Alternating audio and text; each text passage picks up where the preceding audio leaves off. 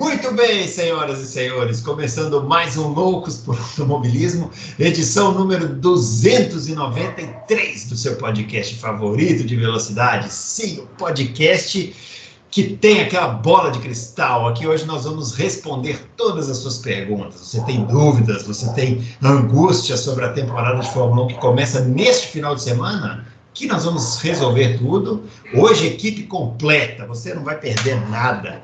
E vamos começar já chamando o grande Adalto, ele que está às voltas com seus gatinhos lá na casa dele. Ainda bem que começou o programa, os gatos já estão mais tranquilos, porque senão os senhores iam ver uma cena um tanto quanto desagradável aqui. Né? Grande Bruno Aleixo, grande Fábio Campos, grande Confere. Nós vamos dizer quem vai ser o campeão, segundo, terceiro, quarto, quinto, 17, até o 10º. Adalto, quem quiser apostar, hoje é o dia, né? Hoje é o dia. Atenção, apostadores aí do Betis da vida aí, ó.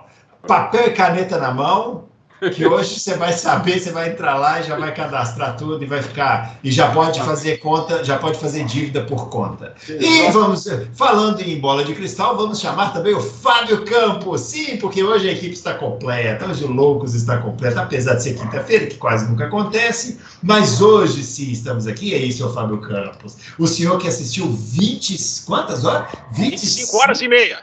25 horas e meia de testes de Fórmula 1 para a temporada. O senhor está apto a dizer quem vai ser o campeão? Eu tenho certeza disso. Não estou. Estão fazendo isso para me provocar, porque começaram já fazendo isso fora do ar. A equipe está completa, é um grande prazer. Obrigado a quem pediu. A equipe podia estar completa na primeira edição da semana, mas eu não vou jogar os caras aqui debaixo do ônibus, não vou puxar o tapete dos caras. Eu só vou dizer que eu fiquei como aquele menininho. Já viram nos filmes e nas séries o menininho que o pai esquece de buscar na escola ou a mãe? É engraçado que nos filmes a escola sempre fecha, né? E o menino fica sentado lá de fora. Pois é, terça-feira estava eu com o guarda-chuva sentado esperando. Cadê? Não, já gravamos. Essa terça agora que passou. Já gravado? Já gravamos. Seus serviços não são necessários. Mas compromisso com o ouvinte vem em primeiro lugar, né? Estou aqui agradecendo aos dois que nessa quinta-feira também remanejaram suas agendas para a gente bater esse papo às vésperas. Se o melhor da festa é esperar por ela, né, Bruno? Não tem hora melhor, né? E melhor ainda do que isso é que acabou a pré-temporada. Melhor do que vai começar o ano é que acabou a pré-temporada. Porque pré-temporada, Fórmula 1 sem competição, eu não consigo me acostumar. Pode passar a pré-temporada o resto da vida. É muito esquisito. É triste, né? Fórmula 1 sem competição, sem... Os caras pegam e colocam uns vídeos assim no Instagram, no YouTube da Fórmula 1. Veja aqui uma prévia, daí, tipo, um passando pelo outro, assim, né? Mas é a prévia da temporada, que chatice, né? Tomara que não seja assim. Mas dia de pré-temporada é bom porque gera mais especulação ainda. Ainda mais quando certos filhos de dono aí que é isso, Adal, é isso que eu não gosto. Eu tava pensando antes do programa começar. Quando está rolando o Campeonato Mundial de Fórmula 1, a gente tem o concreto, a gente vê com os nossos olhos e aí a gente vai atrás, né, para fazer ali digamos assim, a cobertura do bolo, que é a informação. Às vezes a gente até corta coisa que a gente acha que era e a gente descobre que não é. Na pré-temporada, a gente depende de cálculos, de gráficos, de projeções, de quem está lá na pista, vendo se o carro trepida, se o carro vira bem... Tem que começar a corrida. Mas isso aí é o seguinte, de novo vou falar aqui que eu já falei semana passada, parabéns à Liberty, né? Porque pré-temporada nunca foi atração de nada, é teste, é para os caras ver se os carros andam, se ligam, Só que a Liberty se transformou num evento com transmissão, aí manda os comentaristas, aí faz lá entrevista, né? Aí fica todo mundo louco, ainda mais que tá todo mundo naquela carência, né, de ver Fórmula 1, você adianta uma semana. Na verdade é uma tacada de mestre aí da Liberty, né? Mais uma, né, que eles fizeram, e ainda casaram com a estreia da série lá, Drive to Survive, no mesmo final de semana. Aí o negócio voa igual um foguete, né? Impressionante. Eu só acho que eles precisam fazer uma transmissão atrativa, porque só simplesmente colocar comentaristas falando e 8 horas e meia com a pista aberta é muito pouco. Mas já eles melhoram isso aí. Você tem razão, é teste, tem que ser teste. Ninguém está dizendo que tem que ter carro eliminado de 15 minutos se não virar tempo. Não é isso. Mas a transmissão eu acho que poderia ser muito boa. Mas enfim. Mas já eles melhoram isso aí. Esse pessoal não é bobo, não. Bobo é nós. Você é um otimista. Ó, os nossos twitters estão aparecendo aqui, o meu @BrunoAleixo80, o do Adalto, @AdaltoRace, e o do Fábio, @CampusFB. Ó, mais uma vez agradecendo aí, né, ao pessoal aí, que a audiência, desde que voltamos aqui depois dos especiais, né? A audiência bombando, o pessoal, é ansiedade, né? O pessoal querendo assistir Fórmula 1 de todas Tem as... que ter like também, né? A audiência também tem que ter like também, vamos deixar o like aí e se inscrever no canal também, que ajuda bastante. Bom, vamos começar a responder as perguntas, e claro, né, que a primeira pergunta tinha que ser sobre o assunto que está dominando as redes sociais, principalmente aqui no Brasil, que é a pergunta do Adriano. Ele quer saber o seguinte, Adalto: sabemos que o ídolo vai bem em todas as pistas, mas ele não faz diferença nos treinos? Para mim, ele estaria limpando roda, no mínimo. Que maldade, né? Abraços, vocês são diferentes do que fazem. Muito obrigado. O Stroll, para quem não entendeu a pergunta dele, né? O Lance Stroll, ele se beneficiou aí das milhares e milhares de orações que ele recebeu aqui do pessoal no Brasil, orando pela saúde dele, se recuperou do seu acidente, né? E aparentemente vai correr no Bahrein, né, o Adalto? Ídolo é ídolo. Quem é que recupera pulso quebrado em uma semana?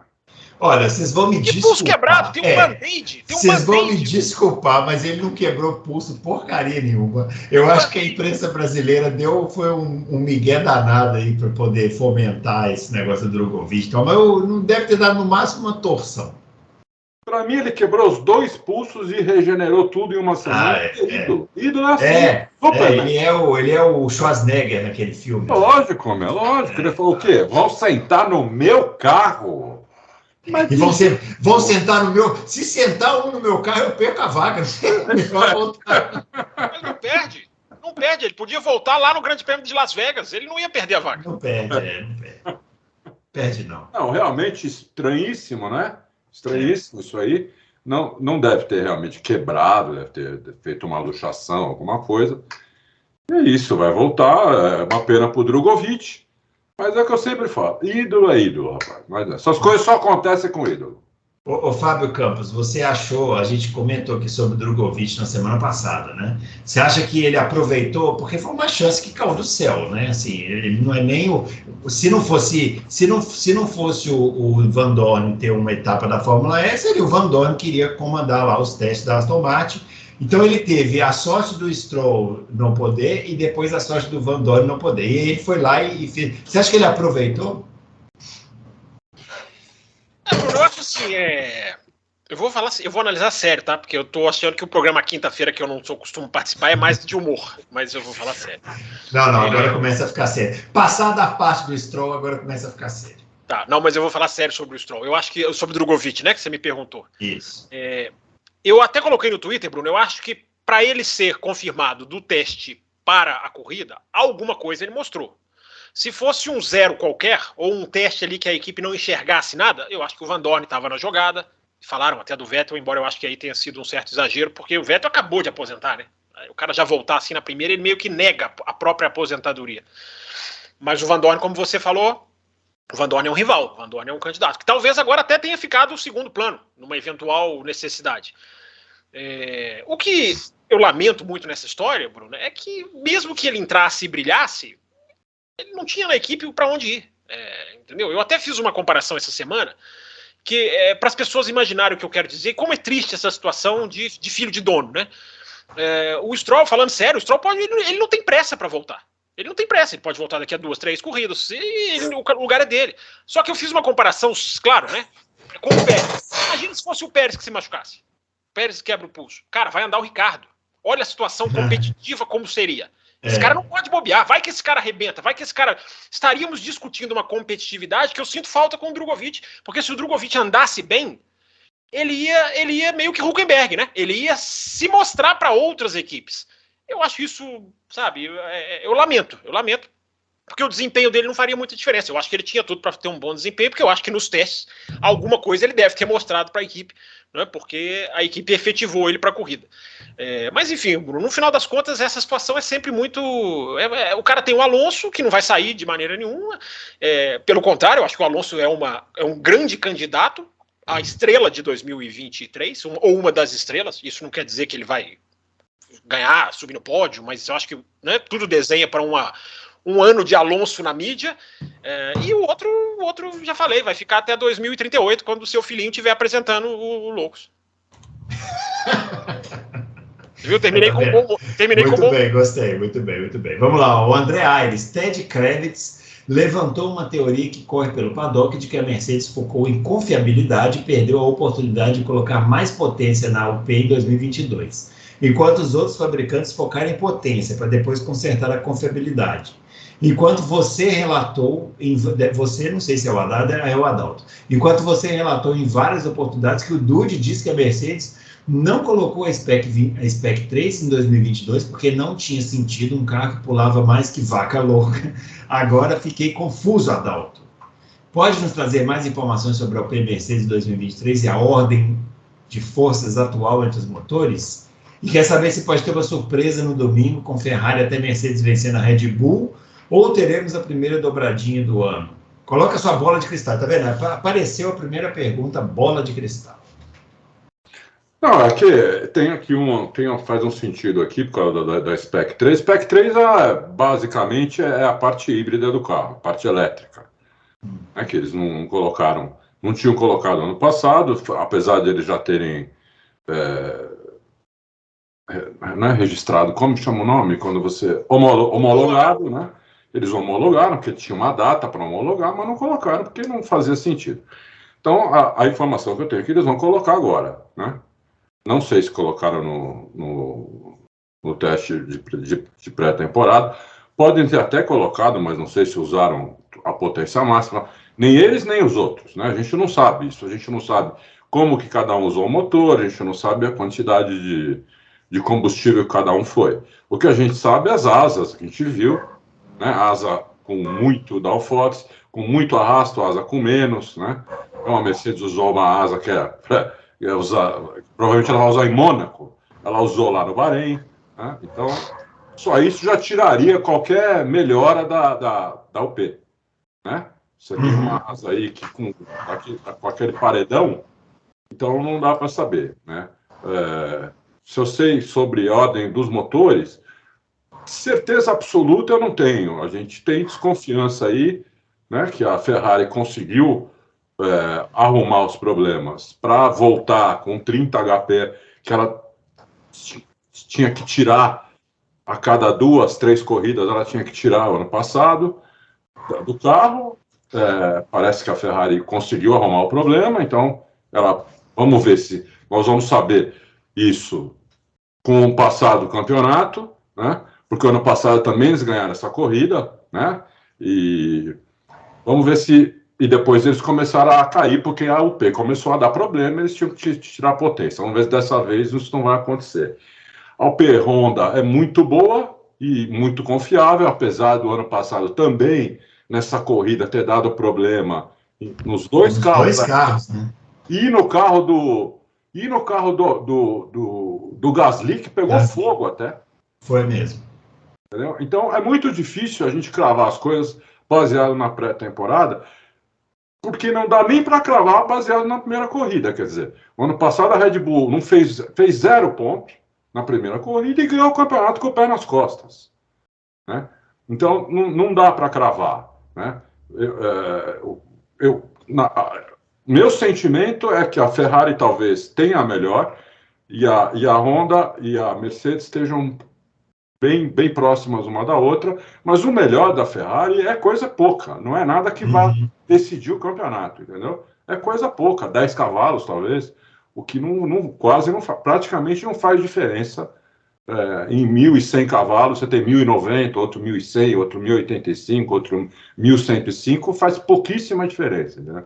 Mas 30 cavalos, como a Ferrari tinha que tirar ano passado, isso sim faz diferença. Só complementando uma informação rápida, o Adalto falou do primeiro vencedor, e eu até subi no Twitter agora um print que eu vi lá, retuitei. Nos últimos 6 anos, o vencedor da primeira corrida não foi o campeão. Não terminou o ano como campeão. Então, isso não quer dizer absolutamente nada, mas é uma boa estatística. E só lembrar para o ouvinte que os motores estão homologados. Agora, para você trocar o motor, você precisa comprovar um defeito de confiabilidade, inclusive mostrando para as outras equipes. Então não é assim, vai trazer, coloca o que quer na hora que quer. É diferente agora. Muito bem, o Valtecir Almeida da Silva. Gostaria de saber mais sobre o novo piloto da Williams, o Logan Sargent. O que podemos esperar dele como piloto nessa categoria tão difícil que é a Fórmula 1 e como ele se saiu nas categorias de base? E aí, Fábio Campos, o Logan Sargent? Eu conheço o Logan Sargent, só essa parte recente dele da Fórmula 2, antes não. Eu acho que é um cara muito cru ainda, parece um bom piloto, um piloto rápido, mas não é um piloto que você fala que subiu totalmente no mérito. Um Drogovic, que o cara foi lá, ganhou, subiu e tem que ter uma vaga. Enfim, é injusto que ele não tenha uma vaga. Ou o De Vries.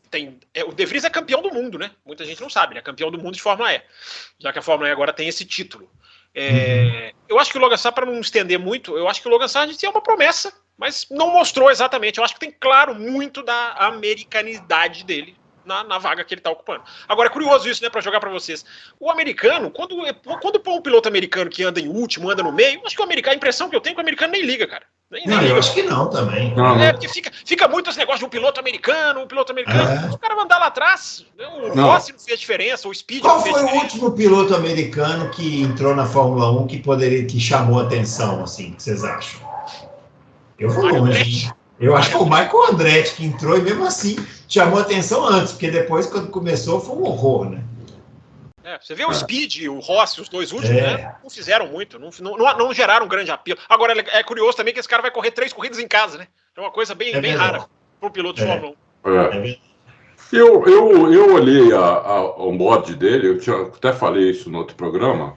Eu olhei o onboard dele do Piastri e do nosso Drogovic, e a minha sensação foi que eles estavam segurando um pouco a onda para não fazer besteira, não rodar, não bater o carro, tirar o carro do teste, entendeu? E ficar muito ruim a situação. Eu achei que os 3 seguraram um pouco a onda, o que segurou menos foi o Sargent, eu achei. Foi o que acelerou mais os 3. Mas por um receio, entendeu? Não porque eles tiraram o pé, não porque eles andaram mal, mas por um receio de fazer uma besteira. Só um complemento, Adalto. 8 horas e meia de teste todo dia, 25,5 no total. Sabe quantas rodadas teve? Mostrado para a câmera? Uma, do Piastri. Uma rodada, nos testes inteiros. Só para você continuar aí, vai. Então. Agora, só para a gente ser justo com os pilotos também, isso deve ser briefing das equipes, né? Tipo assim, não bata o carro, porque a gente precisa testar todos os componentes antes da temporada começar, né? Exatamente. Por isso que é teste, né? Então, mas é que o novato ele está mais sujeito a fazer uma besteira, né? Então acho que eles têm que segurar mais a onda do novato, acho, né? Agora, ele foi um dos que mais andou, né? Na quilometragem de voltas, eu acho que o Sargent está atrás do Alonso e se bobear de mais um. Ele rodou muito, ele ficou rodou no sentido de andar, né? Andou muito. Muito bem, vamos lá. O Fernando Marinho. Adalto, com os motores congelados em relação à potência, pouco tem se falado a respeito dos combustíveis. É possível alguma equipe conseguir mais performance através dos combustíveis ou a federação tem alguma proibição em relação a isso? E como é feita a vistoria do nível de combustão dos combustíveis? Muito boa pergunta do Fernando Marinho. É possível sim, porque são 10% de um combustível que cada petrolífera aí que fornece para as equipes tem um combustível diferente, ele não pode ter carbono nesse combustível. Então, você não tem certeza se o combustível é feito de ameixa, entendeu? De gato morto, do que é. Se for de gato morto, você vai ganhar um dinheiro. O senhor está andando na berlinda com esse negócio de gato. Não prossiga. Então eles pegam, para testar, mas não tem proibição. A proibição não pode ter carbono. Então eles pegam um combustível de 2 anos atrás, né, mede o nível de carbono, depois eles tiraram 5%, agora tiraram mais 5%, tem que ter 10% menos de carbono do que tinha 2 anos atrás. Isso é o teste. Agora, dá sim, se você tiver 10% um combustível que não 10% do seu combustível ele não explode bem, ele não mistura bem, não faz uma mistura perfeita, não dá uma combustão perfeita, você perde potência. Não tem dúvida. E eu tenho uma seríssima desconfiança aqui, que eu não vou falar porque eu ainda não tenho como provar. Eu tenho uma seríssima desconfiança aqui em relação a... Se for da Mercedes, eu acho que eu sei, eu acho que eu também tenho uma linha igual, mas fala. Vocês vão ter que dar mais. Vocês vão ter que dar mais detalhes aí. Não precisa revelar quem, mas pelo menos uma pistinha, o pessoal não morrer de curiosidade, pomba. É que eu estou buscando isso, eu estou tentando buscar isso para falar com um pouquinho mais de certeza, mas porque por enquanto é só uma impressão minha que eu não tenho como provar, não tenho como entender. Então, por isso não dá para falar, mas eu estou atrás. Tá, eu não sei se é isso que ele está falando, eu só vou dizer que há um casamento entre a entrada do E10 e a Mercedes deixar de ser o motor mais potente da Fórmula 1. Então, há quem, como o Adalto falou, isso não há comprovação, e o universo dos motores, para decepcionar vários ouvintes, é um dos universos mais difíceis de você desvendar na Fórmula 1. Mas há um casamento, e muitos jornalistas citam isso, há um casamento entre a implementação do E10, que é o 10% de etanol, e a queda da Mercedes. Talvez pode ser uma adaptação, sim, eu já vi o Hamilton falar, que influencia, sim, na dirigibilidade do motor. Então, fica essa interrogação aí. E olha que ano passado teve uma atualização desse combustível já, hein? Sim. Muito bem, ó. O Carlos Eduardo Ferreira, grande Bruno Aleixo, grande Adalto, inoxidável Fábio Campos. Inoxidável, ao contrário dos dois, inoxidável. Se eu fosse chamado de inoxidável, eu ia ficar muito feliz. No ano passado, a Ferrari nos iludiu nas primeiras corridas. Nesse ano, quem será que vai nos decepcionar? Esse já quer saber logo a decepção do ano, para não ficar decepcionado, a gente já quer saber a decepção, né? E aí, Adalto? Mas isso aí é muito difícil, né? A Ferrari iludiu, não é que ela nos iludiu, ela se iludiu também, ela iludiu... Né? Ela não esperava que isso fosse acontecer, entendeu? Então eles passaram o ano trabalhando para isso não acontecer esse ano, né? Então a gente espera que eles esse ano tenham essa potência no motor, tenham corrigido os problemas, possam usar a potência disponível, né, que eles tinham lá. Não é que eles ganharam potência, que eles passaram a usar menos potência disponível, né? Tem a potência disponível e tem a potência... Eles baixaram o giro, né, Adalto? Eles baixaram o giro. Eles baixaram o giro. Isso, exatamente. Eles baixam o giro, eles põem lá o limitador antes, 100, 200, 300 giros antes, e pronto, você perde potência fazendo isso, né? Então, vamos ver tomara que eles tenham conseguido, né? Porque eu quero que tenha bastante carro disputando, entendeu? Quanto mais carro tiver disputando, melhor. Então, vamos esperar. E a Mercedes, vamos esperar que ela tenha resolvido os problemas também que ela tinha, né? E que vá para cima também. Então, ter 6 carros disputando seria muito legal. Mas, por enquanto, é um desejo, assim, né? É um desejo, eu diria que é um desejo, assim, que está mais próximo da realidade do que estava ano passado. Mas ainda é um desejo. Eu não sei, não. Eu tô achando. Eu tenho um temor da Red Bull colocar 7, 8 décimos nesse Bahrein, o que não significa que será a mesma coisa, por exemplo, na Arábia Saudita. É importante dizer isso para as pessoas, tá? O Bahrein não é o campeonato mundial de Fórmula 1. Olha, no último Loucos, só para você, Fábio, no último Loucos a gente pegou um gráfico aqui que tinha os tempos eu acompanho. Tinha os tempos de classificação e os tempos de corrida. Os tempos de classificação tinham lá os pelotões, assim, muito bem definidos, com a Red Bull na frente, beleza. Mas os de corrida deram uma desanimada, porque... Não, mas tipo aquilo assim... ali, Bruno, aquilo ali, vocês não vão gostar disso que eu vou falar, mas aquilo ali é projeção. Aquele gráfico da Fórmula 1, ele não é cálculo médio que ele coloca como ele faz às vezes no final de semana. Aquilo ali é projeção. Sabe por que aquilo ali é projeção? Porque tem uma informação que para mim é crucial, né? Alpine, Ferrari não foram as únicas equipes que não melhoraram tempos em relação ao qualifying do ano passado. A Williams coloca 2 segundos, a Aston Martin melhora 1 segundo e tanto. O fato dessas duas equipes fazerem isso mostra claramente que estão escondendo o jogo. Só que aí a AWS, que trabalha para a Fórmula 1, ela projeta. Se essa equipe andou tantas voltas assim, ela pode estar andando tantas voltas assim. Então não tomem aquele gráfico como verdade. Ele é uma projeção. Ele é uma projeção. Eu acho que essa pré-temporada é uma das mais obscuras da história recente. Os caras lá testando long runs quase que o tempo inteiro. E eu acho que a gente vai ter muita coisa para descobrir. Só para responder o Carlos, rapidinho, eu acho que a Aston Martin corre o risco de ser a surpresa do ano, mas a decepção no Bahrein. Por quê? Estão projetando tanta coisa nessa Aston Martin, pódio, na frente da Mercedes. Eu prefiro esperar. Que o carro tá bem, eu acho que não há a menor dúvida. Mas estão jogando tão lá na frente que eu acho que ela pode ser a surpresa do ano, mas acabar saindo como uma decepção no Bahrein. Mas vamos ver o que vai fazer. O Bahrein tem uma característica que é bom para carro um pouco traseiro. Então, o piloto que gosta de carro mais traseiro, ele se dá melhor no Bahrein. Entendeu? É uma pista que... Não sei não, Adalto. É uma pista de tração, né? Tração você precisa do carro certinho. Tração também, não tem dúvida. Tem dúvida.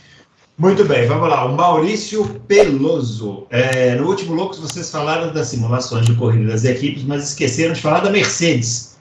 Pô, nós falamos da Mercedes pra cá, falamos de 1 hora do programa, falamos 40 minutos da Mercedes. Como está o ritmo de corridas e o desgaste dos pneus da Mercedes, Adalto?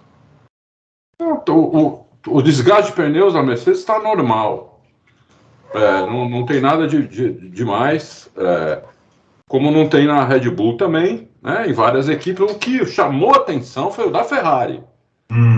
O que chamou a atenção, que um desgaste maior do que os outros. Né? Mas os outros não chamou a atenção. Agora, o detalhe fino, numa corrida onde você vai no limite praticamente todas as voltas, aí pode começar a aparecer outras coisas de outros carros. Mas no teste de pré-temporada, o que chamou a atenção, a minha atenção, foi o da Ferrari, que caía demais o pneu em pouquíssimas voltas, entendeu?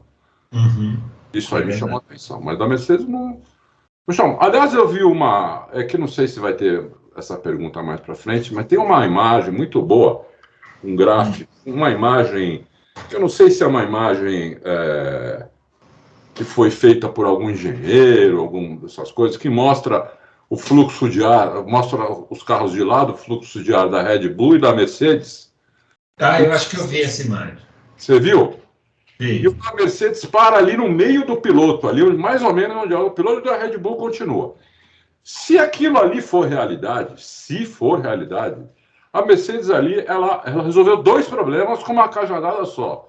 Primeiro, se o ar que vem por cima do pneu está parando ali, não está indo para o pneu traseiro, então o pneu traseiro não vai ter aquele problema de não esquentar, de demorar muitas voltas para esquentar.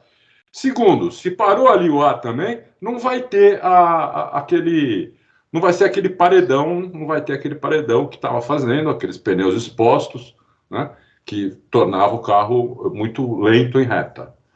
Se aquilo for verdade, quem não sabe quem fez aquilo, de onde surgiu, né? Eu posso fazer um negócio, colocar no Twitter e todo mundo dá como verdade, entendeu? É só usar o Photoshop aqui. É que parece que eles usaram a foto mesmo daquele negócio que eles colocam coloridinho, assim, que vai passando pelo carro, né?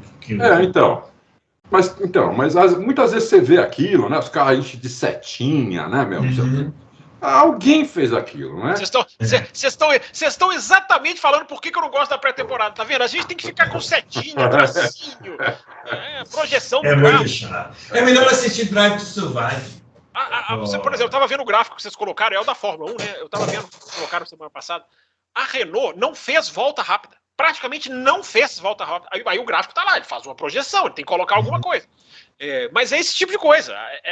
Gente, o carro de Fórmula 1 hoje, ele tem a capacidade de jogar com 6 segundos para mais ou para menos. Não, mas na Alpine, a gente falou aqui, só deu volta com pneu duro. Só deu volta com pneu duro. E a equipe que mais deu, os jornalistas que ficam lá volta por volta, foi a equipe que mais deu long runs em todos os testes. Mais deu long runs. Ou seja, os caras ficaram só fazendo long run. Não tem volta rápida da Alpine pra gente comentar. É isso aí, ó. O Daniel Silva, companheiros, o Russell deu uma declaração hoje afirmando que será interessante a briga entre Ferrari e Aston Martin, praticamente tirando a Mercedes do páreo até mesmo por essa segunda fila. Qual a chance disso acontecer?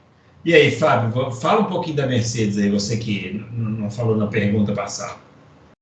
Eu acho que a Mercedes é talvez a grande incógnita. Aonde ela vai se encaixar, eu acho que tudo indica pelas declarações dos pilotos, os grandes problemas do carro foram resolvidos, isso muda o jogo.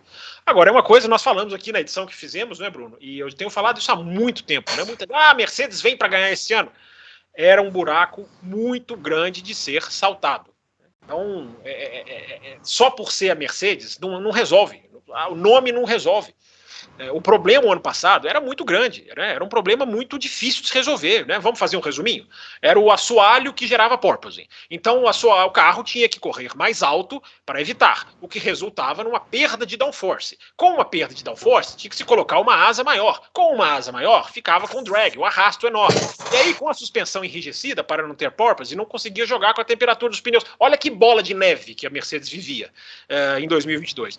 Todos os envolvidos, digamos assim, estão dizendo, não, problema sério o carro não tem. Então agora a gente pode ver, sim, a tal da Mercedes, né, o nome Mercedes, fazer a diferença na evolução. Agora eles começam conscientes de que não vão, pelo menos nas declarações, não vão ganhar. Agora, como eu falei, a pré-temporada foi tão obscura, na minha opinião, em termos de soltar a performance, que a Mercedes pode estar ou muito mal, ou pode nos surpreender positivamente. Muito bem, vamos lá. Romeu Silva Las Casas. Atrás da Aston Martin, eu também não acredito. Eu acho que seria. Cara, a Aston Martin seria. Se a Aston Martin tirar o buraco, vai ser a grande notícia da Fórmula 1 em termos de ordens de equipe. Mas eu prefiro ver para crer, embora, né, Adalto, o que é interessante da Aston Martin é como ela é cotada nos bastidores. Como ela é cotada pelos engenheiros das outras equipes, Então, mas a Aston Martin, o Adalto falou que semana passada uma coisa que é verdade, né? A Aston Martin, ela ganhou uma peça importante também, que tirou pelo menos uns 3 décimos de tempo, que chama Fernando Alonso, né? Sim. 3 décimos é tempo pra cara. Quantas posições você salta em 3 décimos num grid de Fórmula 1? Muito tempo. Né? Sim, ela tem uma peça que faz a diferença. Aliás, né? A Aston Martin tem uma peça que faz diferença. McLaren, por mais que possa estar mal, tem uma peça que faz a diferença. A Renault não tem. Na minha opinião, a Renault não tem. Não tem mais uma peça que faça a diferença. Alpine, né? Alpine. Ele é muito velho, ele fala Renault, mas é velho. É velho. Eu sou inoxidável. É porque ele vai falar Lotus aqui. Só contar uma coisa que foi ali, né? O David Croft, narrador da F1 TV, contou e me chamou bastante atenção, né? Ele na entrada para o autódromo, antes do primeiro dia começar, ou seja, nenhum carro na pista até o momento, ele entrou no autódromo com o Adrian Newey. Encontrou o Adrian Newey ali na entrada para o autódromo. Ou enfim. E ele foi conversando, né, informalmente, né, e aí, como é que tá, gostou da pré-temporada, né?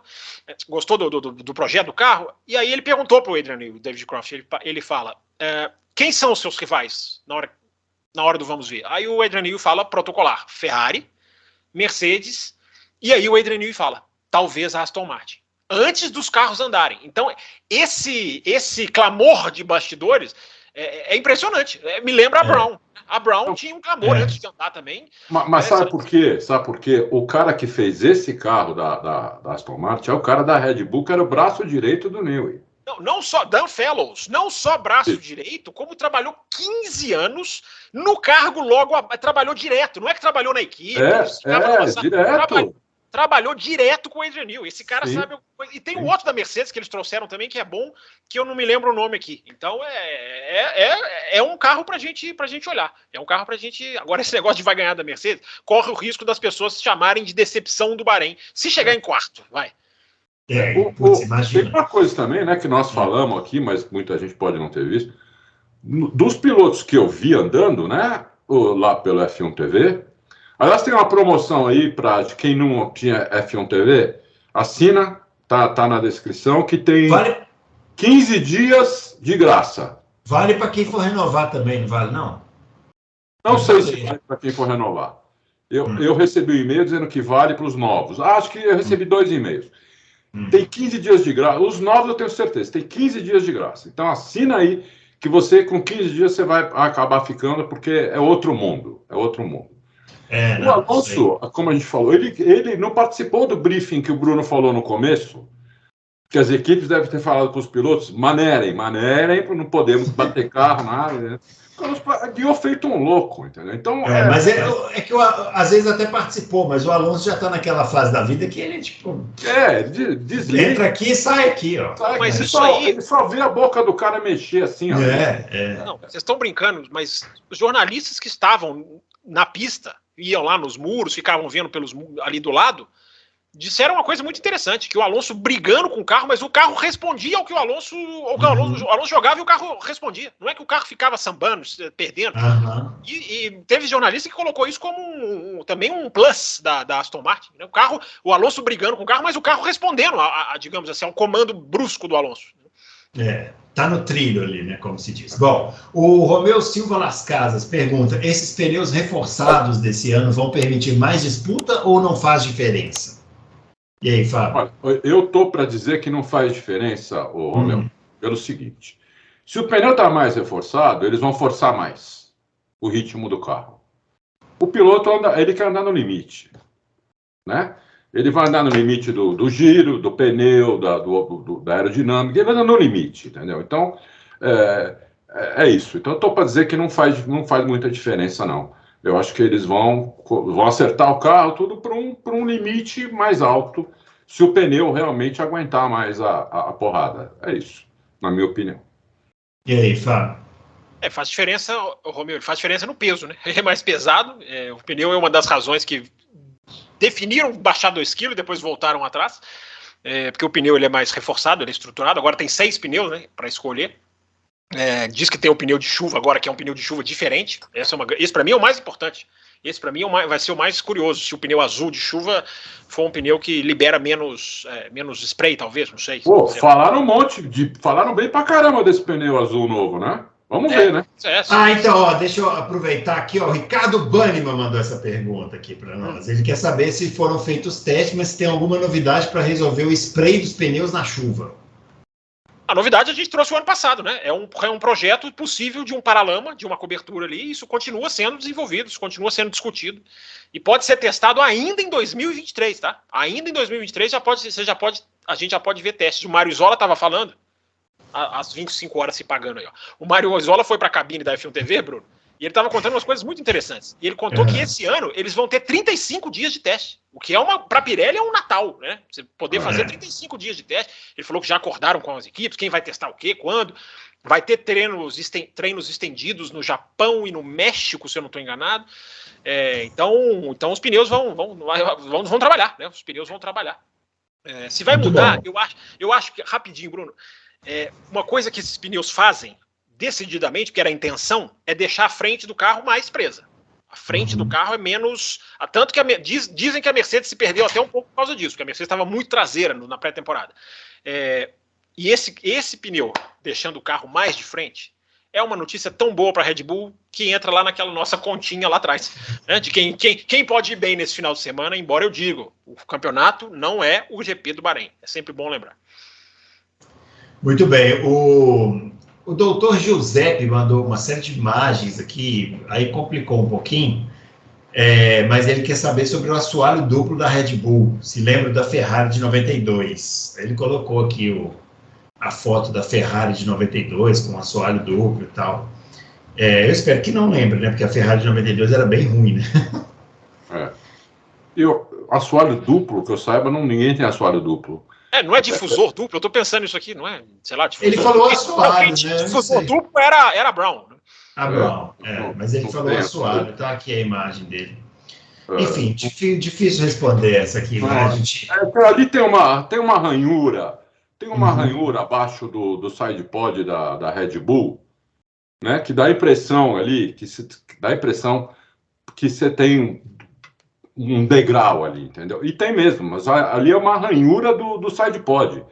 A Mercedes tem essa ranhura também, debaixo da entrada de ar. Quase todos os carros têm isso, entendeu? Então não é um assoalho duplo. Imagina, um assoalho duplo, peso que ia ter o carro. Ia pesar muito, né? Não tem, doutor José. É isso aí, ó. O Brother pergunta, a diminuição das zonas de DRS na primeira reta foi acertada?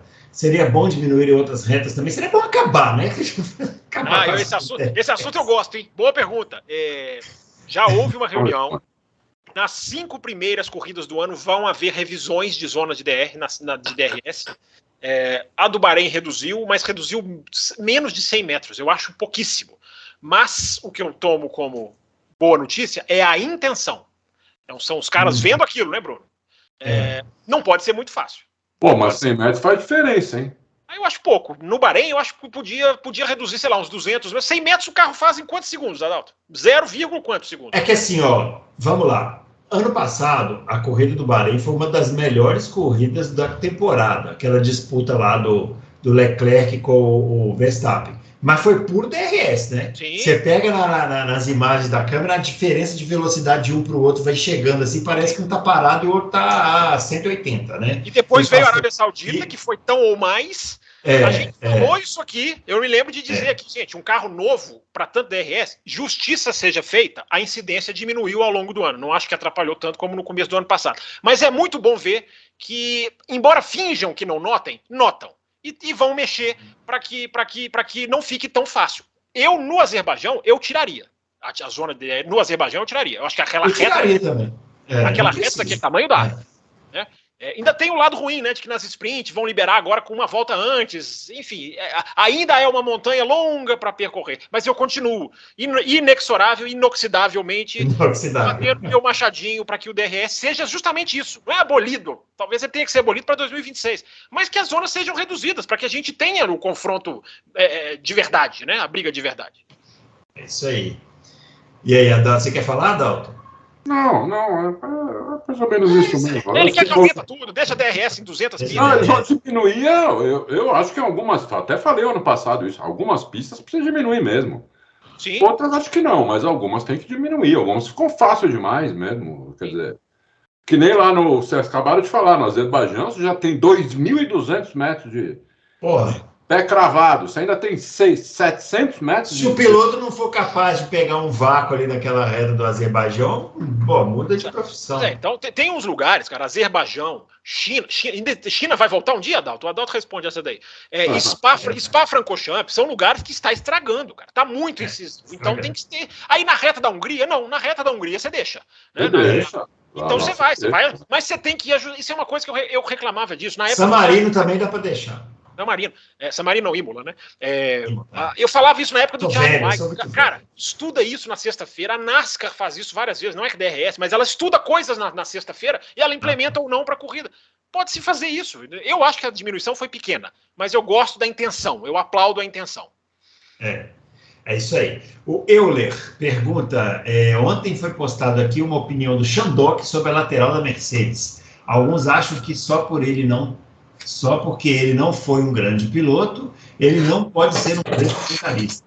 Eu sempre vejo os comentários dele na Sky Sports, são muito bons. Queria saber a opinião de você sobre os comentários dele. Ele quer saber sobre os comentários do Carlos Xandó. Achei que ia perguntar do SidePod, né? Do SidePod.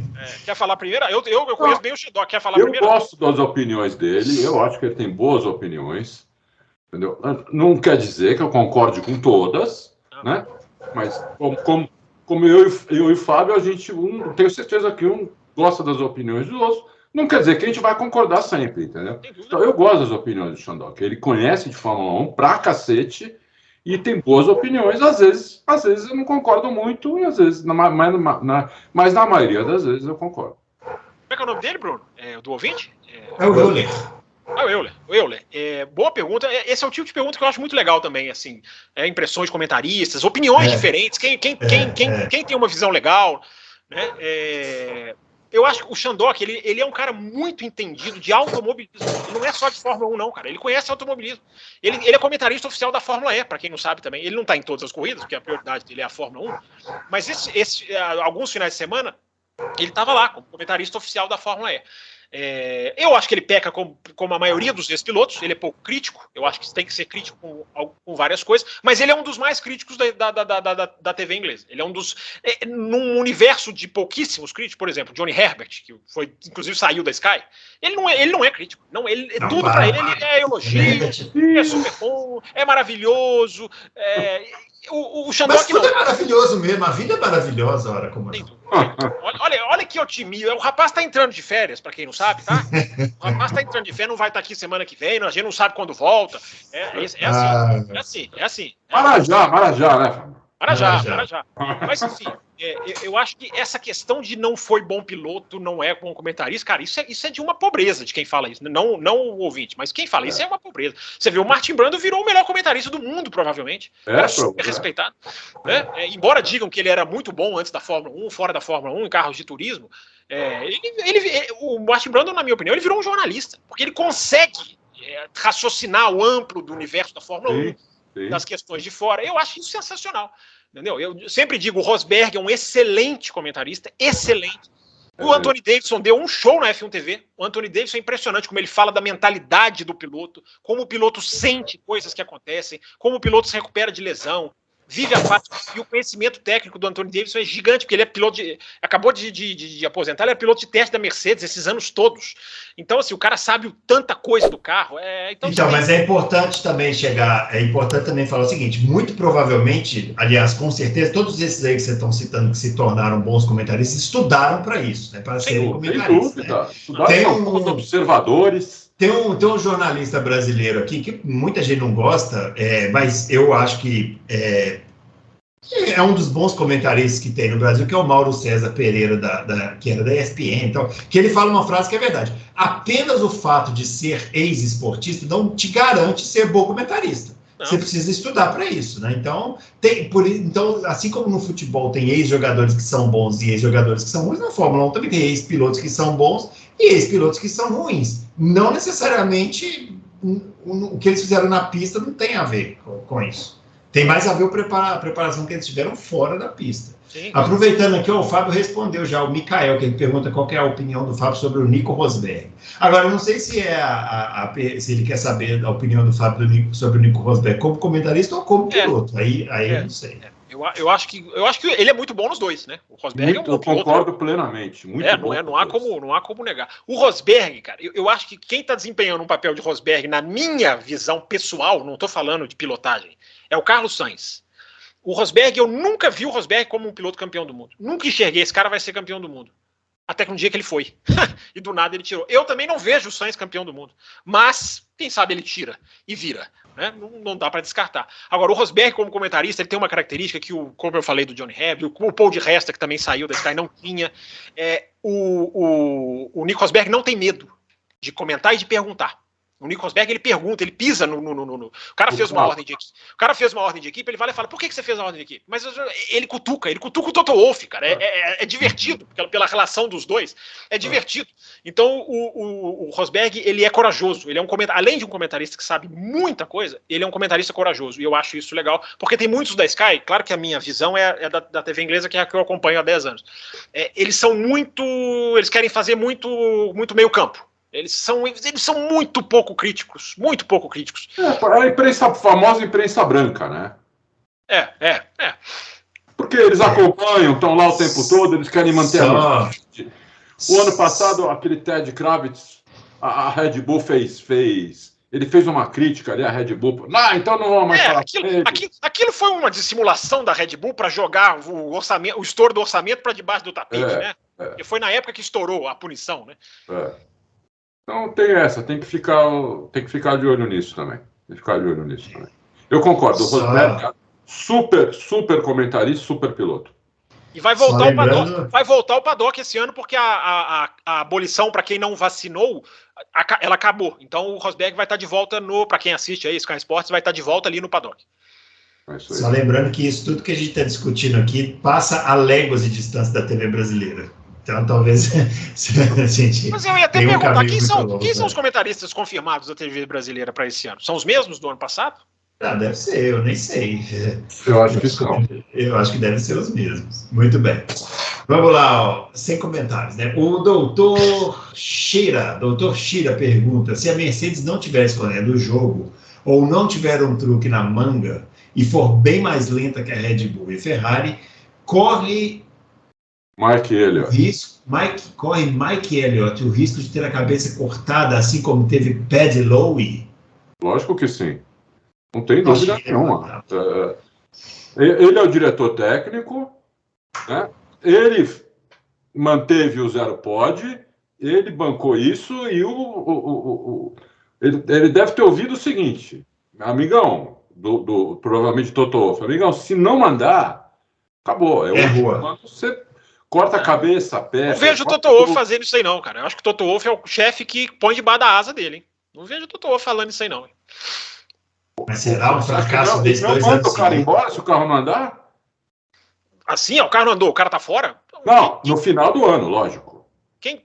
Ninguém caiu do ano passado para esse, né? O James Wallace caiu para cima, né? Porque ele saiu, mas foi ser diretor da Williams. Né? Acho até que é um excelente estágio, e eu acho que ele foi com essa condição, ó, vai lá fazer o estágio, tá? Levanta essa Williams e volta aqui para sentar no meu lugar. Isso eu vejo o Toto Wolff falando.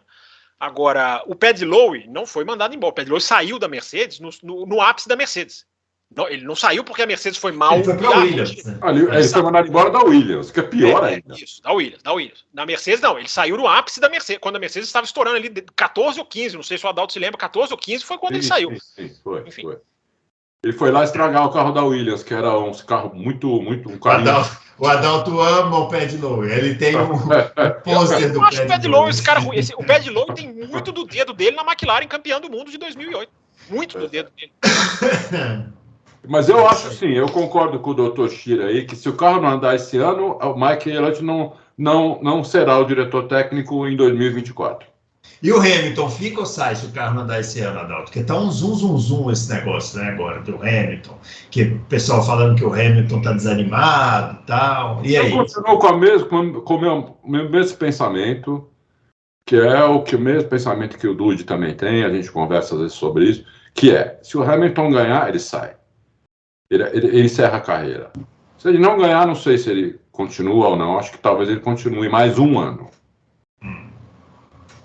Muito bem, vamos lá. O Manuel Fernandes, de Luan d'Angola. Muito bem, ó. O Adalto, ele quer saber o seguinte: o Dude falou contigo sobre os dados reais das equipes, visto que o Toto falou que a única equipe que ele não conseguiu fazer uma leitura é a Ferrari.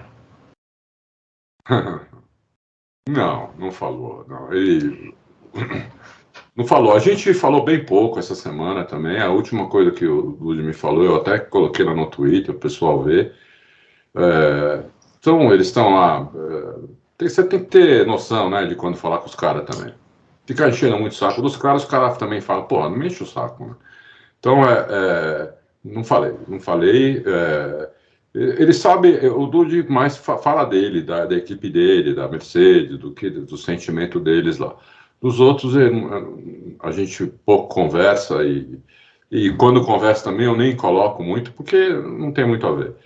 Não sei, a gente está Manuel, a gente está aqui numa encruzilhada em relação à Mercedes. Como o Fábio falou no começo, é difícil ler, e é mesmo, né? É difícil ler. A única coisa que a gente viu de fato é que eles foram com uma asa muito grande, com muito arrasto, né? Realmente uma asa de Mônaco, que não tem nada a ver com essa pista. E o carro parou de quicar. Isso são ótimos sinais. Ótimos sinais, mas são só sinais. Vamos ver o que vai acontecer agora. Eu acho que o carro vai ser bem melhor que o do ano passado, mas para ser bem melhor que o do ano passado, eu não sei se ele vai ser melhor a ponto de ganhar o campeonato. Acho que não dá para dizer isso nem por cima agora. Vamos lá. Bruno, só um rapidinho aqui, você estava mutado aqui rapidinho. A Mercedes aposta muito, tanto quanto a McLaren, na primeira atualização. Eles já estão ali visualizando, eles já sabem que não estão começando no ponto em que... Ou então estão disfarçando, né? Mas o Russell, ele deu uma entrevista que os repórteres lá ao vivo, durante os carros estavam andando, né? O piloto que não está circulando, ele atende a imprensa em alguns momentos da pré-temporada, e o Russell disse uma coisa que os repórteres até ficaram se perguntando, será que ele deixou escapar isso? Porque o Russell falou uma coisa assim, Race 6, na corrida 6, a gente começa a conversar. Então isso ficou ali uma questão de, será que vem na corrida 6 o tal update, né, os upgrades da Mercedes? O Russell deixou no ar ali. A partir da corrida 6 é outro campeonato para nós. Ele disse mais ou menos assim, não exatamente com essas palavras. Muito bem, vamos lá. O Fábio Pachi pergunta, o Lawrence Stroll é a palavra final da Aston Martin? O filho dele não entrega nada. Não é possível que os acionistas aceitem correr com metade da equipe. Eu queria saber se esse barulho vem do Adalto ou do Bruno. Não, esse é do Bruno. Aqui é gato. No Bruno aqui tem uns cachorros aqui que estão um pouco animados. Foi só falar do Lawrence Stroll, eles ficaram um pouco animados. Só queria saber isso. Então, e o Fábio Paes está muito bravo também com o Lawrence Stroll, porque colocou o filho para correr na Aston Martin. O Lawrence Stroll entrou na Fórmula 1 por causa do filho, né? Ele está lá ganhando dinheiro e tal, papai, mas ele entrou lá para montar a equipe para o filho, né? E montou, e o filho está lá, corre quando quiser. Muito bem, o Jonatas Mustang, a falta de velocidade de reta da Mercedes se deu por causa da enorme asa traseira usada nos testes? O Adalto falou, né, Adalto? A gente não sabe nem que modo de motor usou, nada, entendeu? Então, e a falta de velocidade não teve muita diferença, foi 321 para 326, não quer dizer muita coisa, não é nada, não. Era grande mesmo a asa. Agora, notícia de hoje, foto, os jornalistas já fotografaram a asa traseira do carro hoje, quinta-feira, no Bahrein, e já é uma asa bem menor. Por isso que eu estou dizendo, gente, com muito menos angulação. Por isso que eu estou dizendo, essa pré-temporada foi muito usada para as equipes aprenderem, para as equipes rodarem, pegarem e fazer a tal da correlação. A Ferrari mas que é a função da pré-temporada, né? Mas antigamente, Bruno, você fazia teste de velocidade, de tanque vazio, de tanque mais ou menos. Dessa vez, até porque é enxuta, acho que pode reduzir mais um dia, mas enfim, 3, os caras não conseguem cumprir tudo. Muitas equipes, a Alpine e a Ferrari, eu posso meio que quase que garantir. Vamos fazer disso aqui, eu até chamei no Twitter, de um túnel de vento a céu aberto. A Ferrari, ela estava tão preocupada, porque quais foram os problemas da Ferrari? Rapidinho, os problemas da Ferrari o ano passado. Quais foram os problemas da Ferrari o ano passado? Estratégia. Leclerc, não brinca. Não, eu vou até deixar o Leclerc motor, né, estourando. Estratégia, confiabilidade e desenvolvimento. Lembra que a Ferrari se perdeu, a diretiva do assoalho, os caras tinham um carro no começo do ano, foi piorando ao longo do ano. O que a Ferrari fez? Vamos trabalhar correlação, o teste praticamente inteiro. Porque vocês viram a foto da Ferrari? Que tem uma haste na frente do carro, que parecia um bigode, que ela ia do bico até a ponta da asa dianteira. Vocês sabem por que é aquilo? Eu estava vendo o Paulo Fizetti. Fizetti é um jornalista italiano, conhece de Ferrari, e ele estava contando. Aquilo ali é para as asas simplesmente não tremerem, para os caras ficarem coletando dados o mais lineares possível. Então, assim, os caras, muitas equipes viraram e falaram assim, para a gente não ter o problema de se perder no desenvolvimento, vamos andar nessa pré-temporada de tanque cheio, de motor para baixo, e vamos ajustar a nossa correlação. Se a gente tiver uma correlação perfeita, não importa de onde a gente partir, a gente vai evoluir ao longo do ano. Isso decidiu muita coisa no ano passado. Então, várias equipes fizeram isso. Perdão pelo parênteses, Bruno, mas eu acho que isso é importante colocar. Importante colocar isso. Deixa eu pegar esse gancho, e tem uma também, eu também acho o seguinte, a Mercedes usou essa asa gigante, porque o ano passado, quanto mais angulação tinha na asa traseira, mais kick tinha o carro.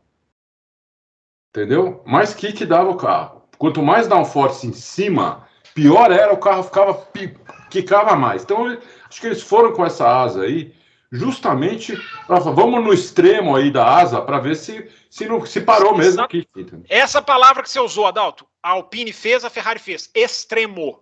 Extremo. As equipes foram, todos os jornalistas que estavam na pista que eu li, e foram uns 8, todos falaram que a Alpine quicava o tempo inteiro. A Adalto deve ter lido sobre isso também. Sim. A Alpine quicava o tempo inteiro, ou seja, vamos endurecer esse carro aqui, ver o quão para baixo a gente coloca. Muita gente falou, né? A Alfa Romeo tá com porpoise, tá? Mas é o porpoise provocado. É os caras falando, vamos até onde a gente consegue descer pro porpoise e começar. E aí ficaram treinando isso. Esse é o nível da pré-temporada, por isso que ranking de equipes que o Bruno prometeu, vai fazer ele. Eu não vou fazer, não. Nós estamos chegando no final do programa. O senhor tem mais algumas perguntas só para elencar aí as equipes. Leandro Rocha, a pergunta é simples, mas a resposta não. Quais as novidades trazidas pelo W14 que não deram certo? A Mercedes. Rapidinho, dizem, falando sério, dizem alguns jornalistas, é o que eu tô falando, gente, é puxar muito de jornalista nessa fase, que estava lá na pista. E isso acho até que deu para ver, talvez o Adalto até também tenha reparado nisso. A Mercedes saindo muito de traseira, escorregou muito de traseira. Muita gente especula que é não se adaptar ao novo pneu. que o novo pneu ele deixa o carro mais solto da traseira. Mas isso é coisa que resolve com uma reunião, uma sentada ali, os caras resolvem. Mas o que não deu certo? É mais fácil dizer como o Adalto falou. O carro resolveu os grandes problemas. Tudo indica que resolveu os grandes problemas, mas o buraco era tão... Lembra quantas vezes nós falamos ano passado, né? Não é só porpoising, não é simples, não vai estabilizar o carro e vai andar lá na frente. Agora talvez eles estejam começando a escalar a montanha. Muito bem, ó, o Leginaldo Reni, esse aqui sempre aparece, ele de vez em quando também ele é o Cábio Fambus. O Cábio Fambus é um sucesso na internet, você imagina, é um sucesso. Mas ele manda aqui a pergunta, o grande Leginaldo, ele manda aqui a pergunta seguinte: feliz 2023 atrasado mesmo. Se ele estiver voltando a ouvir só o programa só hoje, eu nem deveria fazer essa pergunta, mas tudo bem. Queria saber quais foram as primeiras impressões de vocês sobre o Piastri. Já deu para fazer alguma leitura sobre ele na pré-temporada? Essa eu vou pedir para o Fábio Campos responder, porque afinal de contas ele pediu tanto Piastri na McLaren. Aliás, na Fórmula 1, né, em alguma equipe. Antes do programa começar, eu estava procurando os meus tweets sobre o Piastri e fazendo uma contagem. Eu achei mais de 10.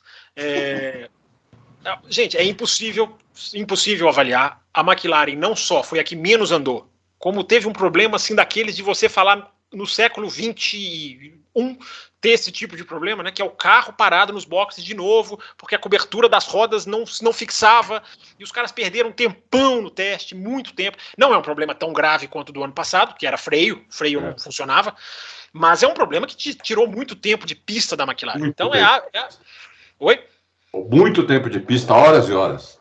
Tirou muito tempo de pista, e a F1 TV focalizava, né? Os caras passando a silver tape, como se diz, né? Colando ali, tentando segurar e tentando fazer a cobertura da roda, aquelas duas coberturas que ficam ali mesmo, na frente do carro. Então, a coisa é vexatória, e o carro também não está bem, não parece que está bem. Vamos ver, é uma incógnita. Eu temo um Q1 de equipe repleto de equipes inglesas, eu temo. Mas, enfim... Não dá para tirar nenhuma conclusão sobre o Piastri, absolutamente nenhuma. Não houve nenhuma competitividade na pré-temporada de você falar. Nem aquela rush hour, né, Adalto? Que o final do teste, todo mundo solta menos combustível, acontecia muito em Barcelona. Dessa vez a Renault estava lá andando com o carrinho em long run. A Ferrari encerrava a volta rápida no meio da tarde, que a temperatura da pista era completamente diferente, enfim. Não teve mesmo. E por exemplo, a gente não falou, né? A gente não falou isso na terça-feira, mas o tempo do Alonso com o tempo do Drugovich. O Drugovich fez o tempo dele, tava o sol a pino.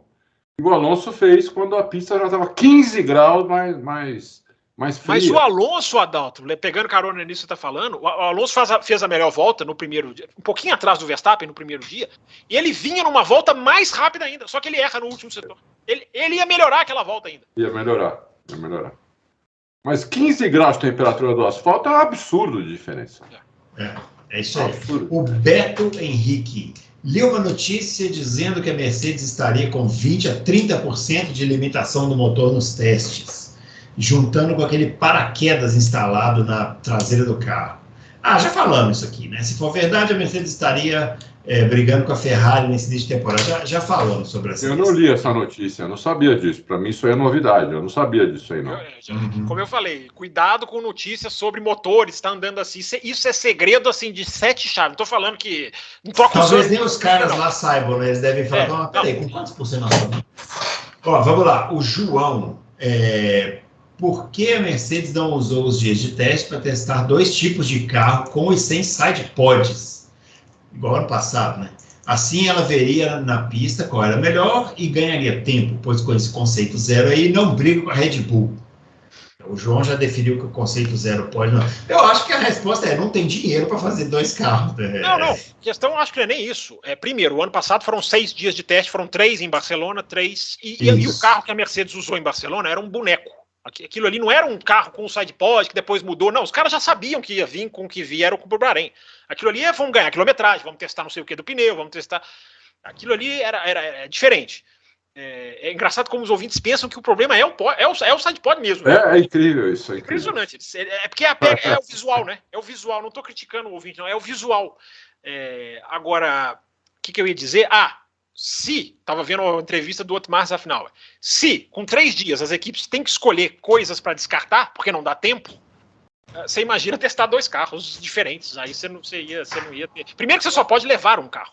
Segundo que você vai andar 5, ao invés de andar 100, você vai andar 5 com cada carro. É perder muito, muito tempo. Impossível. Muito bem. O Charles pergunta, é possível estimar em tempo de volta a diferença entre as asas maiores usadas pela Mercedes e Ferrari nos treinos em comparação com as menores usadas pela Red Bull?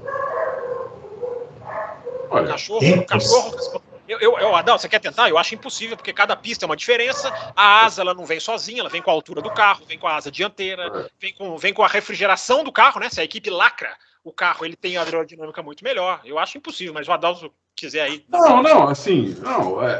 Estimar o tempo de volta, difícil. Ela perde, evidentemente que perde. Se você precisa de uma asa de médio downforce para baixo, porque tem muita reta lá no Bahrein, e vai com uma asa como se fosse para Mônaco, você perde muito. Não sei. Pode se chutar aí 3, 4 décimos. Mas aí você tem o pneu também, a Red Bull, o tempo melhor da Red Bull não foi com o pneu mais macio, como foi o da Mercedes, que também dá 4, 5 décimos, entendeu? Então uma coisa compensa a outra. Então é difícil, é difícil. É só importante lembrar, né, Adalto? Não existe assim muita asa e pouca asa, não é 880. Você tem infinitas milimetragens, infinitas espessuras de asa. Tem carro que tem asa mais grossa do que a outra. Né? Tem carro que tem problema de DRS, né? A Red Bull normalmente não tem aquele problema da asa ficar. Então é muito difícil responder. Mas o Adalto conseguiu. Ele falou lá 3 décimos, 4 décimos. Ô, Fábio, e o bico da Ferrari amassando no final da reta? Cara, aquilo foi uma coisa que intrigou, né? Eu pensei assim, isso vai ser a notícia da pré-temporada. Adalto, fibra de carbono amassar, eu achei que eu nunca fosse ver na vida. Nunca vi. Porque fibra de carbono é justamente ela não amassa, é justamente o segredo dela. Não amassa, ela quebra, ela se desprende. Mas ali deve ser uma camadinha tão fina de fibra de carbono, que é quase. O Bruno Aleixo, ele faz um ou outro comentário técnico, mas ele arrebenta. Exatamente o papel de fibra de carbono. Né? Exatamente isso, Bruno. É exatamente isso. Era tão fina que dá. E a Ferrari resolveu aquilo. Acho que de noite já não estava mais, né, Adalto? Não, mas é muito interessante muito interessante essa pergunta aí, reparar esse detalhe aí. Foi curioso, né, Adalto? Foi divertido. Foi curioso. Quer dizer, os engenheiros, eles veem isso no túnel de vento, que a gente não vê, né? A gente não sabe. Mas será que a velocidade do túnel de vento gera aquilo ali? É verdade, a velocidade não chega. Eu acho que não, porque aquilo ali foi no final da reta do Bahrein, né? Eu acho que o túnel de vento não chega naquilo ali, não. Nem no túnel de vento dá para ver aquilo, é verdade. Vamos lá, o Murilo Carvalho, última pergunta. Adalto, olha a pergunta. Estou muito enrolado resolvendo problemas particulares e não acompanhei nenhum teste de pré-temporada. Nenhum. Pela sua experiência, quais são os melhores carros em ordem? Não, essa pergunta é para fechar o programa mesmo. Pessoal, anota, pega papel, lápis aí. Atenção, você que quer apostar. Abre o bloco de notas aí. Você que quer ficar rico, o Adalto agora vai te falar qual vai ser a sua aposta. Chegamos na hora de cravar tudo. Na hora da verdade. O Adalto agora vai revelar, inclusive, qual foi a dele. Vocês não vão fazer isso, não me decepcione. Para começar, eu não apostei ainda quem eu acho que vai ser o campeão. Eu não apostei. Eu sempre aposto antes da primeira corrida. Dessa vez eu não apostei ainda. Então, né? Os meus palpites aqui é tudo chute. Agora, eu não tenho nenhuma dúvida do que eu vou falar. A Red Bull provavelmente ganha as 2 primeiras corridas. É um carro que está muito bom, uma evolução do carro do ano passado, e um carro que ficou dócil.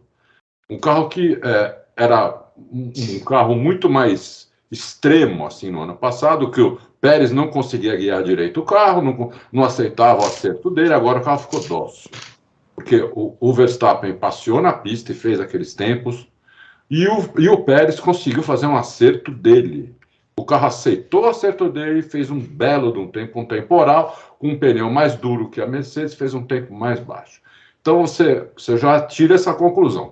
O carro é dócil, entendeu? E carro dócil é tudo o que o piloto quer. Porque tira tensão, tira um monte de coisa. Então eu acho que a Red Bull é a favorita para as 2 primeiras corridas. Isso aí você pode apostar, se você quiser. Agora, da terceira em diante, eu não cravo mais nada. Que decepção! Bem, que decepção está dizendo o ouvinte. Que decepção! Que decepção. O cara já estava clicando lá, Red Bull, aí, pô, os outros. Isso aqui, só falando sério, rapidinho, a facilidade, o primeiro dia a Red Bull me assustou. Acho que a palavra é assustar, porque a facilidade no primeiro dia com que a Red Bull entrava, virava na pista, entrava, virava tempo, entrava. Uma tranquilidade. O Verstappen fez 157 voltas nesse dia. E o primeiro tempo, assim, no primeiro tempo, sem forçar nada, terminando lá no meio do dia. No primeiro dia me assustou. Há jornalistas que dizem que no segundo dia a Red Bull até abriu mão de fazer a simulação de corrida, porque existe uma diferença entre long run e simulação de corrida. Sim. O long run, longa distância, os caras colocam muito tanque e vão andando. A simulação de corrida, e teve jornalista que tentou, foi pegando e casando, né? A simulação de corrida é quando o cara anda 20 voltas, para no box, troca o pneu, volta, anda mais umas voltas. Aí ele está simulando a corrida mesmo. Gente que estava no Bahrein disse que a Red Bull abriu mão de fazer isso no segundo dia. Tamanha confiança, tamanha a segurança. E eu não acho que eu acho que tem um grande fundo de verdade nisso aí, porque, olha, foi impressionante a força que eles mostraram no primeiro dia. Repito o que falei no começo do programa. Torcendo para estar errado, que eles enfim 7, 8 décimos e aí seria um balde de água fria na concorrência. Mas é Bahrein, gente, é Bahrein. Mas olha, eu acho que é possível. Não estou falando do campeonato, estou falando do Bahrein. É possível acontecer isso na primeira corrida. Vamos ver. Tudo bem, isso aí. Comeram com a frente mais presa, o Verstappen vai adorar. Você viu a entrevista do Albon, Adão? Falando assim, eu gosto de frente presa. Mas eu não consegui guiar a Red Bull do Verstappen, porque a expressão do Albon, ele falou com essas palavras: se você soprar o volante, o carro vira. Tamanha é a frente presa que o Verstappen... A gente fala isso aqui há tantos anos, né? Então, se ele ficar mais à vontade com o carro, complica. Então, aí é que tá. Aí que tá, né? Porque o cara veste o carro. O negócio é o seguinte, pessoal, na hora que o cara veste o carro, é difícil tirar. É difícil tirar. O cara ganha muita confiança. Falou o kartista que veste karts. Ele veste os karts. Não, eu ando de kart de aluguel. Então é difícil eu vestir o kart, porque geralmente pega aqueles jaca horrorosos. Mas o cara. O que aconteceu de você sentar num kart e falar, não, esse aqui tá pra mim. Vou fazer uma comparação para ficar bem próximo do ouvinte aqui, do espectador que assiste a gente. Mas sabe, se você tem o seu carro na sua casa, você dirige ele, você sabe onde estão tudo, vai na locadora e pega um carro alugado. Fica tudo esquisito, você fica meio solto, assim, né? Parecendo que você está em um negócio esquisito. Passou 2 dias, você já vestiu aquele carro, já está do mesmo jeito que você está no carro da sua casa. É mais ou menos isso aí com o piloto, só que lógico, é um evento extremo, né? Nós estamos falando de um esporte de alta competitividade, alta rentabilidade, então, tipo assim, né? Para o cara vestir um carro e desvestir é difícil. É bem difícil. Então, o Verstappen vestiu o carro no ano passado. Provavelmente o carro foi construído ainda para vestir ainda mais. Olha... Não, e o carro da Red Bull, de todos esses carros que a gente viu, todos os carros do grid, é o carro mais parecido com o do ano passado. Que é o carro que só tem evolução. Não é um carro novo. É um carro, é uma evolução do carro do ano passado. Que é natural, né? É natural, entendeu? Então, os outros é quase tudo novo. Então, a Red Bull sai muito na frente por causa disso, entendeu? Mas eu achei a Ferrari também muito continuidade do ano passado, você não achou, não? Ela é bem parecida mesmo. Mas a Ferrari era ótimo carro também, né? O problema mais era o motor. Mas eu achei que ela tem mais diferenças do que a Red Bull. A Red Bull é impressionante. Eu vi 2 fotos lado a lado, de frente, de lado. É difícil você dizer qual é qual, meu. Mas isso que nós estamos falando tem sido uma característica da Fórmula 1 nas últimas décadas, com essa coisa das eras, né? Que é você ter um carro que é o dominante, aí eles, para poder quebrar esse domínio, eles vão lá e arrebentam com o regulamento. Que aí, né? Aí entra outro que domina, Então a Red Bull viveu isso entre 2010 e 2013. Pode estar começando a viver de novo? Pode. Tomara que não, mas pode. Rapidinho, Bruno, eu acho que as 2 mudanças no regulamento podem favorecer a Red Bull. Essa a gente já falou, o pneu novo que deixa o carro mais de frente, e esse assoalho que agora é levantado, não só a extremidade, como... Adalto, você lembra você explicando aqui o ano passado que a Red Bull já trabalhava com um reiquinho? Isso. Pois é, agora o regulamento obriga as outras a levantar. Quem vai levar vantagem nisso? Eu temo que o regulamento tenha ajudado a Red Bull. Provavelmente. Lembrando que isso que sem a gente está querer, falando não aqui... que eles fizeram de propósito, não já vão dizer aqui, não. Não, mudaram por causa do Portland. Não, e lembrando que a gente aqui não está dizendo, não é porque a gente torce com o Red Bull, a gente torce para que tenha uma ótima temporada. E se tiver uma equipe que domine e ganha tudo e o Verstappen vai ser campeão no meio do ano, não vai ser uma ótima temporada, a verdade é essa. Muito bem, pessoal, finalizando então esse Loucos para o Automobilismo. Esse final de semana, então, tem Fórmula 1. Há quanto tempo não falávamos isso, né? Temos Fórmula 1 nesse final de semana. Fique ligado aí no GP do Bahrein. E na terça-feira a gente vai estar aqui, eu não, porque eu vou estar de férias, mas esses dois vão estar aqui repercutindo olha o timing das férias do cidadão. Olha o timing das férias. Marajá. Muito bem, pessoal. Uma boa corrida para todo mundo aí. Semana que vem a gente volta com mais Loucos para o Automobilismo. Um grande abraço para todo mundo e até lá. Valeu!